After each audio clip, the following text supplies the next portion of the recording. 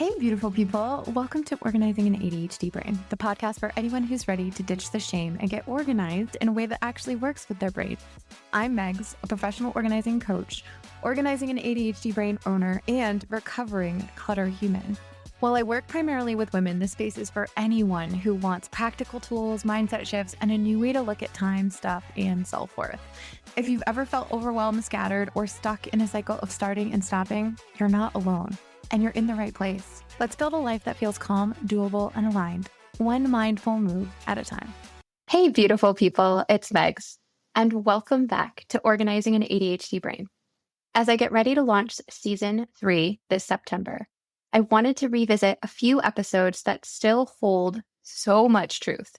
Whether it's your first time hearing them or they're coming back to meet you in a new way, they're worth another listen. This next season is all about the messy middle, where your brain still wants to do it all or nothing at all, and you're learning how to take one small step anyway. I've been in it too, letting go, rebuilding, figuring out exactly what works for my brain. And you don't have to do it like I did, but you can do it with awkward steps, with emotion, and with way more grace than you're probably giving yourself. So let this episode be a reminder. You don't have to be fully unburied to move forward. You're allowed to want more joy, and you're absolutely capable of creating change right where you are. Let's jump in. I'm really excited to be talking to you again about letting go. This is a common theme in our life when it comes to organizing and decluttering. And of course, decluttering is going to be the first step into letting go and getting more organized. This week, I decided to do this episode on letting go and talk about some of the things I remember letting go and if I regret them or not. I started to think about this more because oftentimes it's so hard for us to let go because we think we might need these items. We think it belongs to something, or we think we could come to a point in our life where we might need to use it. And so we keep it. And then there are so many items in our house that aren't necessarily there for our lives right now. They're there for our potential lives in the future, just in case. But what if we eliminated the just in cases? What if we decided that we could let go of the things that we might need in the future? And I'm going to give you some examples of the decisions that I've made along the way to help me get to the position of letting go in a way that feels a little bit easier. But truthfully, I don't know that it really does get easier. I'm not going to tell you and sugarcoat to you that, once you make the decision enough, you're able to make all the decisions and they're going to feel really good letting go. Now, letting go feels incredible. It really does. When you drop something off at a donation center and maybe it's an entire trunk load of stuff that you've had in your car, if you go through your closet and you're finally letting go of clothes, it feels incredibly good to let that stuff go. But when you are making decisions, one item at a time, it can feel overwhelming. In fact, most of my clients, when I was doing a lot more in-person organizing, felt so overwhelmed. I could see how mentally exhausted they would get the longer I was having them make decisions on the items that needed to leave their house. So I'm going to give you the details, and I would love if you could share some of the things that you've let go of too. I just want to be really honest with you. My ADHD hasn't gone anywhere just because I've let go and I've gotten organized in my home. It's still here, ready to play. And I'm going to talk to you about how that manifests in so many different aspects of my life. So number one, when I tell this story, I still think about the physical reaction I had when letting this item go. It was a bunch of stuff that I had gone through, including baby items of my daughters. I don't actually remember making the decision to let this go, but I do remember this moment. There was this pink, soft baby blanket with little elephants all over, and I love elephants. And it was Cora's. Cora is 5, and so she's getting older. And we had all gone to the donation place together, dropped off a bunch of stuff. And as we were driving away, Cora saw this baby blanket on the top of the pile of stuff. And this was a bigger than normal donation drop off. We brought pillows and blankets and baby stuff and clothes. And there was a lot of stuff that we dropped off. And that pink blanket was one of them. And Cora started screaming as we were driving away, seeing that blanket was at the top of the pile. That was my perspective.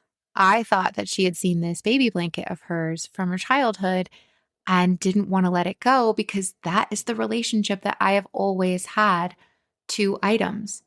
And so I immediately started crying and I started questioning my very existence because I'm like, oh my gosh, I'm the worst mom in the world. How could I ever let go of this baby blanket? I do include my girls in so many of the decisions that we make, but because she was crying and I thought it was about the baby blanket, I started crying too because it was genuinely very hard for me to let it go. And I made peace with it because there were no babies at that point in life that we could have passed it on to. There was no reason for us to keep it because I already have the sentimental items that I want to keep in a box for her. And it made sense to let the item go. Cora had started crying because she thought that I had donated her brand new blanket that we had just bought from Costco. It was in that moment that I had to process some of the emotions that I was feeling in letting it go. And in this moment, I still feel some of those emotions. But I also don't regret letting that blanket go because knowing the amount of space I have in my home, it's just not something that I want to keep here anymore. And it still makes me sad a little bit, but I don't regret it. And it's important to realize that other people's emotions could trigger something in me, even though she wasn't crying about the blanket. She was crying about her new blanket that we still have, by the way. We've also acquired at least 6 more blankets since that incident, so I think we're good. Number 2, we've been decluttering our basement for some time now. We don't have a ton of stuff down there, but we are getting prepared to move across the country. My husband and I decided that we want a little bit more land and we want a garden where we don't have to spend a ton of money to water because rain naturally happens on the East Coast a little bit more than it does in Colorado. One of the things I was decluttering and I was going through some old wall hangings that I had sitting in the basement and I hadn't made a full decision on them. Making a full decision as to say, this is something that I definitely want to hang up in the future, or this is something that I definitely don't want to hang up in the future. And what am I going to do with it? Does it sit here until inevitably I'll make a decision in the future, but I have to make a decision on it every single time I see it to say, does it stay or does it go? Or do I make a full decision?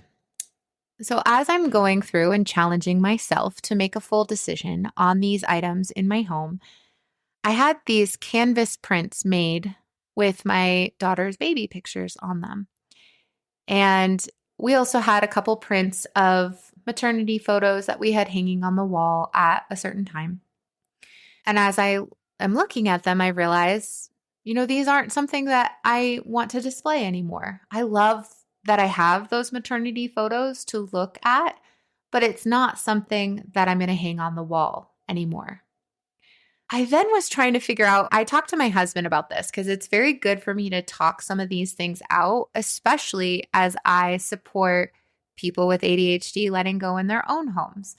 So I'm talking to my husband about it and I'm like, maybe I could just cut it out. I'll cut off the wood frame so it's not as big and bulky and I can keep it that way. And he asked me, do we still have the picture somewhere? And I said, yeah, I do have the picture. I'm not letting go of the picture. I'm just letting go of the canvas.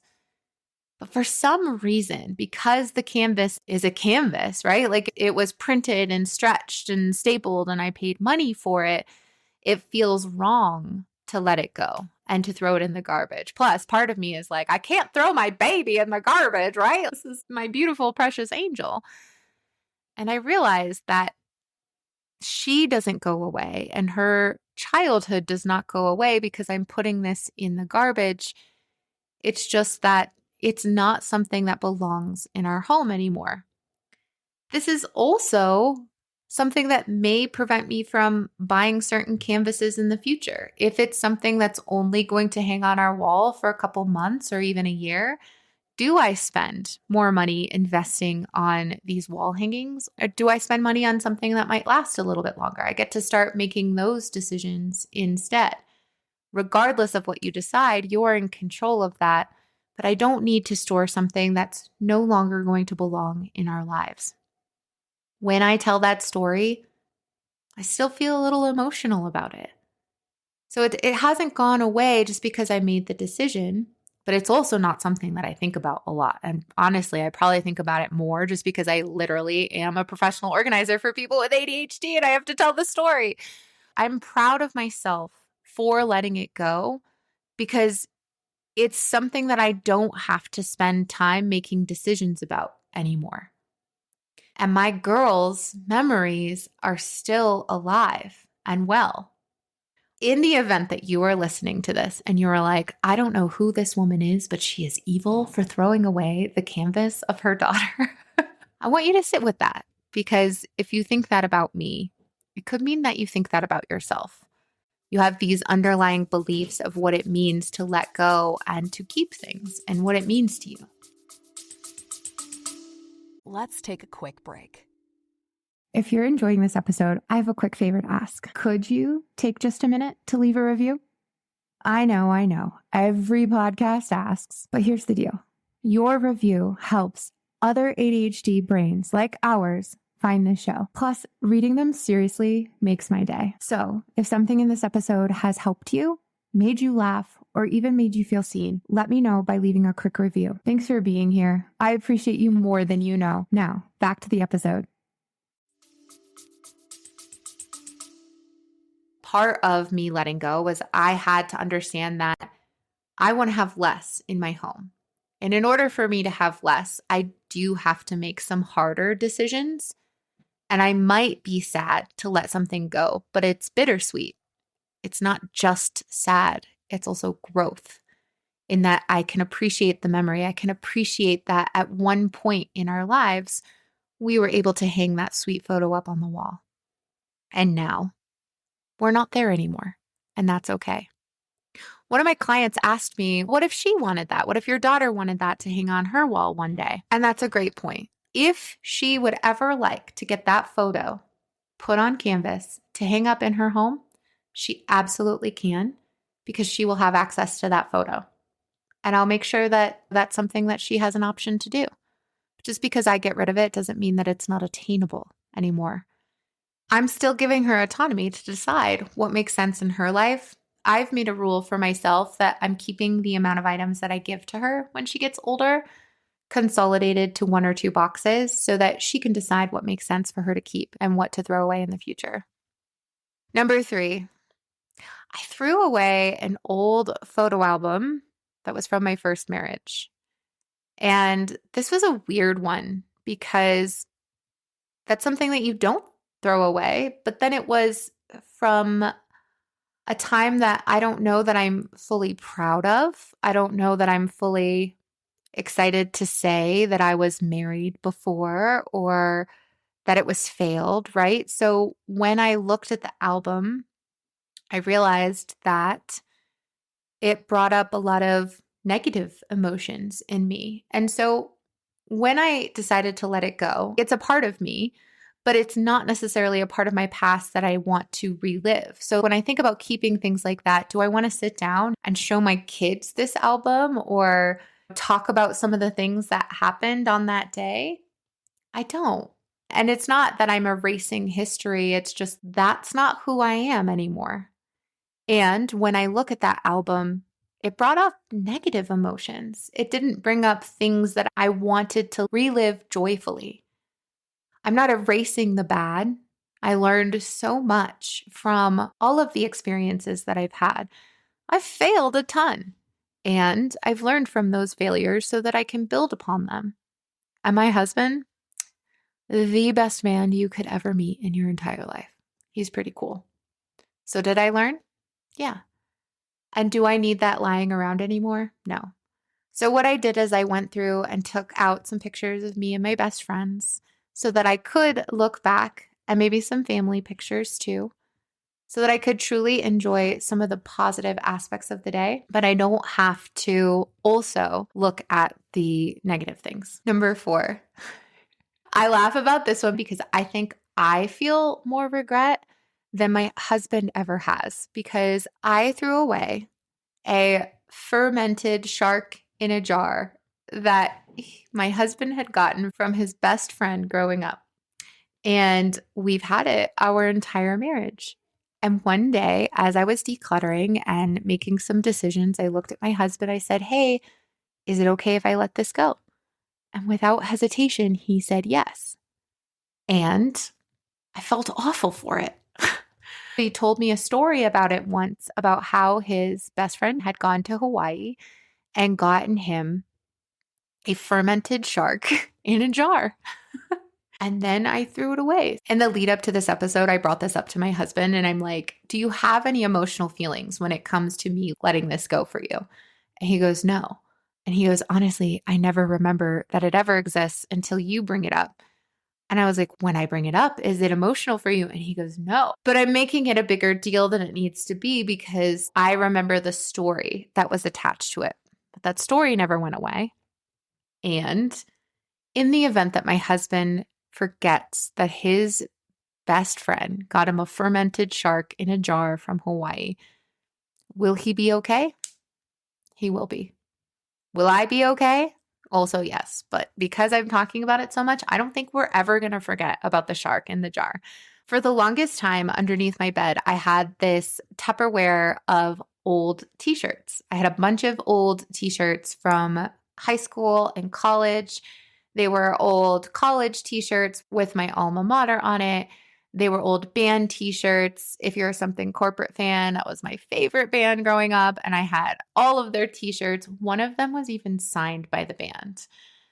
I loved them so much. And I had heard from someone once that you could have a quilt made out of your old t-shirts and you could turn them into something different, because I knew that none of the t-shirts or old shirts in this container were something that I ever wanted to wear again. I had made that decision, right? But I just thought I should keep them, partly because everyone that I've ever known has always kept them. I never heard about people talking about letting things like this go.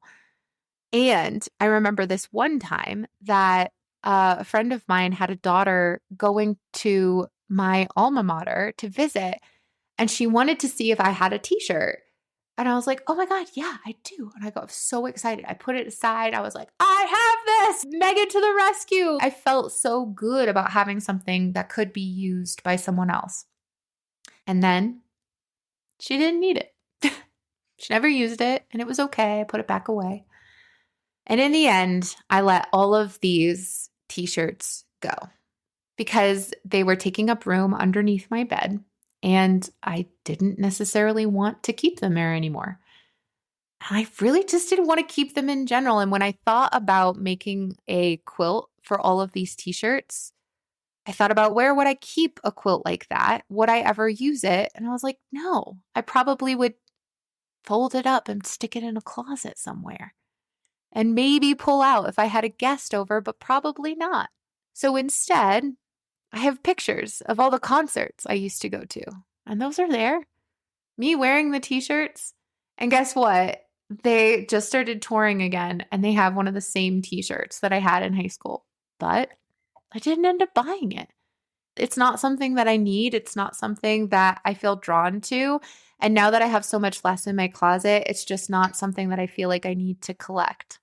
So I let go of the band t-shirts. And every once in a while, especially when I saw them in concert back in September, I was like, "Oh, should I have kept that?" I'm like, no, it takes up too much room. And honestly, when I put on those t-shirts, they fit awfully. Like, they shrunk in weird and different ways. They didn't feel good. I had gotten the band t-shirt signed, but I didn't keep it preserved. I kept using it and washing it.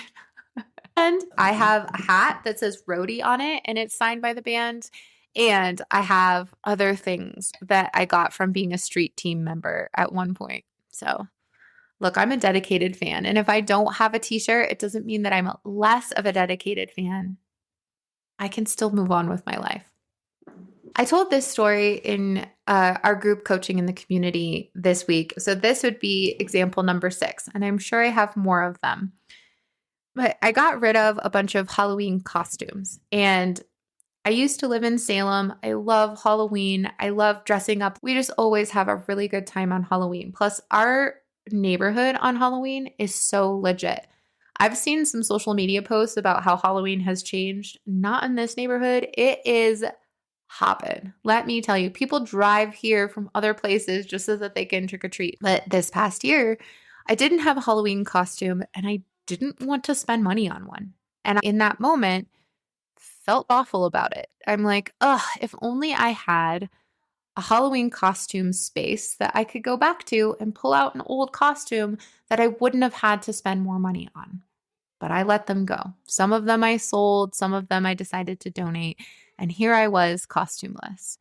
So, in my resourceful brain, because our ADHD brains are incredible, I went and created a costume from scratch. And I did a little research too. I looked on Pinterest. I looked at different things. I was a lumberjack one day and I drew myself a mustache and a beard, and I wore one of my husband's flannel shirts. And I also did a makeshift Taylor Swift costume because I have sparkly boots and those aren't going anywhere because I made space for those. But I found costumes. I was able to dress up because I'm resourceful. And I already had things in my home that were able to be used for this costume. What's really interesting about this is that we like to be prepared for everything. So we keep everything just in case. So now, in the event that something happens, we can be like, oh, I have that because of course I do, right? I keep everything. You need a wire? Let me go to my box of wires. I am bound to have that somewhere. It's just going to take me about 30 minutes to look for it because there's a lot of wires in there and they are not organized. But what if we weren't prepared for everything? What if you didn't have the wire that was needed? What would happen? You'd have to go and replace it, right? But how often does that actually come up?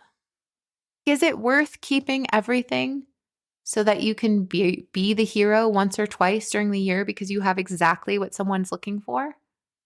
And now do they depend on you for having everything because you're always coming to the rescue? What if you didn't have everything? And what if that was okay because we were never supposed to have this much? In a world of Amazons and Walmart Plus and Target Circle, we have everything at the click of a button.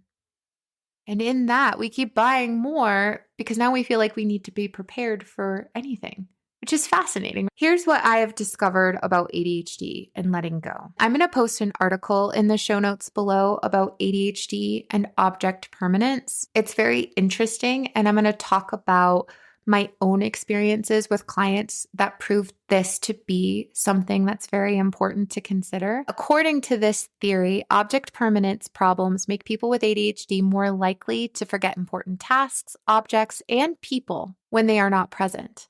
But object permanence is only a theory of ADHD and not an accepted symptom or diagnosis. I talk about object permanence because when the item is in your hands and you now have to make a decision on that item, we have so much connection to that item. We're like, oh, well, I could definitely use this in the future. I'm going to keep it just in case. Oh, if it's a piece of art, I'm definitely going to keep this because it's so important. My child drew this. If it's an article of clothing that used to fit us, it might fit us again. I'm going to keep this just in case. Most of the time, we're keeping all of these things just in case until we get to the point, and you're listening to this podcast for a reason, right? Because you have too much stuff or you're disorganized and things don't have a place to live. But in most cases, we have so much stuff just in case that we can't find the stuff that we actually need to live our lives. And so then what happens is all the just in case stuff, all these delayed decisions and all the decisions waiting to be made are in the way of us making a decision on the things that we need right here in this moment. And they're in the way of us actually finding the tape that we need. So instead of being able to find the tape, we go out and buy more. They're in the way of buying that book of stamps that we bought last month, but now we can't find it, so we just go out and buy more. And it's in the way of that really cute shirt that we know looks really adorable on us, but we have no idea where it is because we have too many other clothes standing in our way. I talk about object permanence because the decision you're making in the moment feels excruciating. And as soon as you make the decision, it's done. And I share with you the experiences of some of the things that I remember because they did cause an emotional reaction in me, and it was hard. And to this day, I still feel some hard emotions as I am making decisions and as I think back on those other things that I let go. But in not one instance have I felt regret. I'm not regretful of letting go or making those hard decisions because it has truly allowed me to live a life that doesn't feel so overwhelming anymore. I'm literally getting emotional right now. And I think it's just because I've put so much effort, not only in this podcast, but in letting go. The way I'm living my life now is totally different than the way that I've ever lived my life before. I actually canceled Amazon last month, and I'm fine because I now think a little bit more before I'm making a purchase. I have a lot more to say on the things that we impulsively buy because I think that they're made so cheaply nowadays. And I feel like it's so easy to get things that even if it has a 4.5-star review, we're going to buy it. But most of the time, those reviews are being left within the first 2 weeks of having something. And then things are breaking within 8 months of us having, but then we keep it because we feel like we're going to fix it. But in turn, we just go out and buy a new one to replace it. So now we have two, one works, one doesn't, but nothing leaves our house. The only constant in life is change. I say this all of the time. The only constant in life is change, and you get to make a choice as you're moving forward in life. Do you let go of the stuff so that you can make room for the life that you want to live? Because you have goals, you have things you want to achieve. Or do you hold on to all of that while you're also welcoming in this new life that you're living? If you hold on to everything, you're going to drown in physical stuff. And if you're listening to this podcast, it's likely because you are, and you don't know where to start. And that's okay. I'm just here to say that this podcast today, the reason why I put this together is that your decisions aren't going to be easy. And I think we hesitate from making those decisions because we're waiting for it to be easy. What if it never gets easier? Are you never going to let go? No, you are. You start with the easy stuff. What's the easy stuff? Office supplies. I know we love office supplies, okay? Don't come at me. I love me some sticky notes. And you know what? You might make a mistake. You might let something go that you didn't actually want to. And are you going to be okay? Abso-darn-lutely. Because you will find a way to live without that item. Because you will be so proud of everything else you let go along the way that you don't regret, that all of the items that you've let go makes up for the one that you regret. And like I said, I don't have any regrets because I see this incredible way of living on the other side, having less. And I don't mean minimalism, but just allowing yourself to live with the stuff you need and not with the stuff you think you need. I'm just really honored to be your host. I've only shared a tiny percentage of the things that I have learned through decluttering and organizing with ADHD. So stay tuned. I'm so happy to have you along for the ride.